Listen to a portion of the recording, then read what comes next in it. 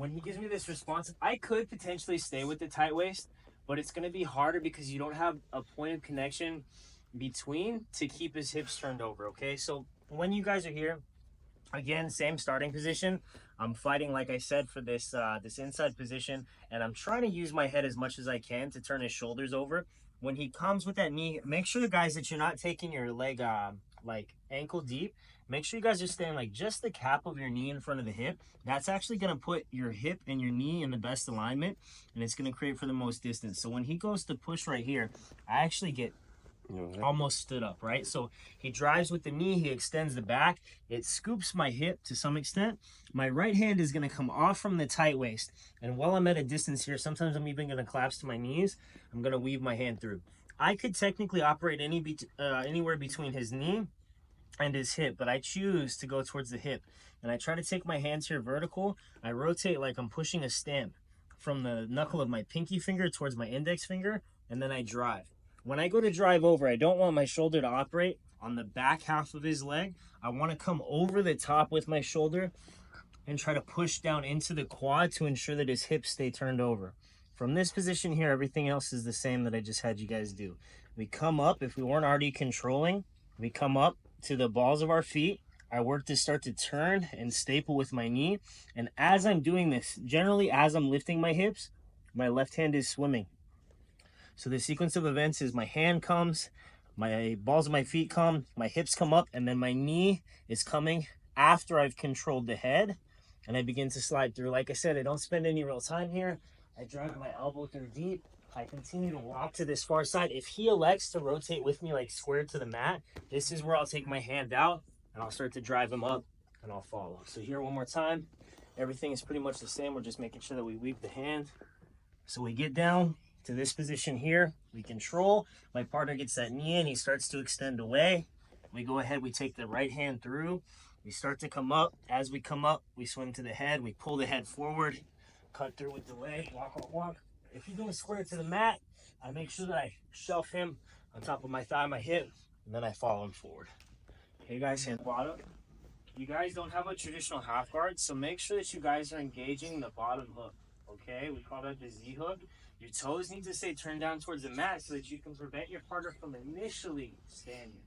Okay, so again, when you guys are here, what I'm referencing is going to be his right leg, turning these toes down, keeping my lower leg entangled so that it's harder for me to take my knee off of the mat. Okay, just as a general rule when you guys are playing this type of position. So when he comes here, assuming that we have the same starting position, the second option, the only thing that's going to change is my partner is not going to square up with the mat at the end, kind of allowing for that north-south angle. Instead, he's going to stay on his side here. He's going to elect to start to turn away, but I'm going to force him into that turtle type position, okay? So everything is going to look the same here initially. I can come into my hand fight. I can fight for my head position. When he drives away and creates this extension, I use that opportunity to take my hand through the gap of the two knees, and I go and I punch the mat by the hip. Like I said again, I punch like a stamp, so I rotate from the ridge of my pinky to the index. As I'm doing this, I'm coming forward, so I'm playing over the top. Even if the guy's starting to push like a cross shoulder post, I'm turning in towards the hand, and I'm collapsing through. So from here, when I come up and I put weight on my hand, I make sure that my shoulder, my chest roll. If you see, I start to blade my whole torso, and then I'm using that left hand to come through and control the crown of the head, chin to chest. From this position here, I continue to tripod. I turn my two knees and feet out towards that left side until I can staple and cut over the top. From there, it operates a lot like a knee slide. I come through. I like to punch elbow deep. You can weave the hand as well behind the armpit there, but for this motion, I like to come elbow deep, just letting my hand drift to the top side of the shoulder, and I continue to walk.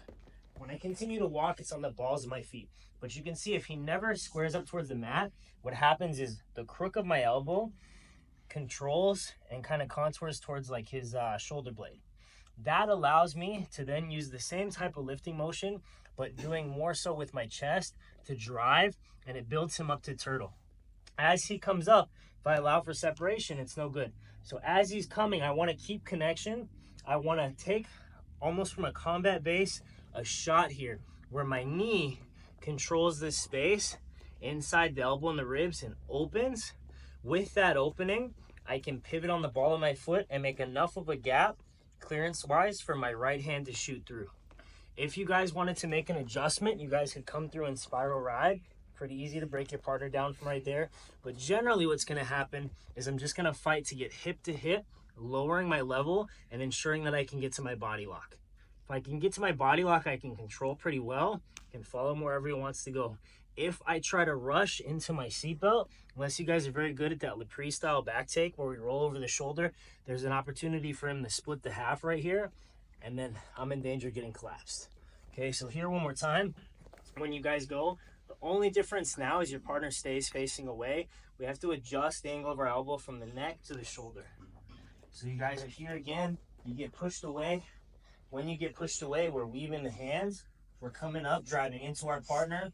We're trying to control the head, steer the knee, come through, come all the way to the other side. If you see, my elbow's behind the shoulder now. I drive more with my chest. I follow my partner. I stay really active, and then I punch my hand through, okay?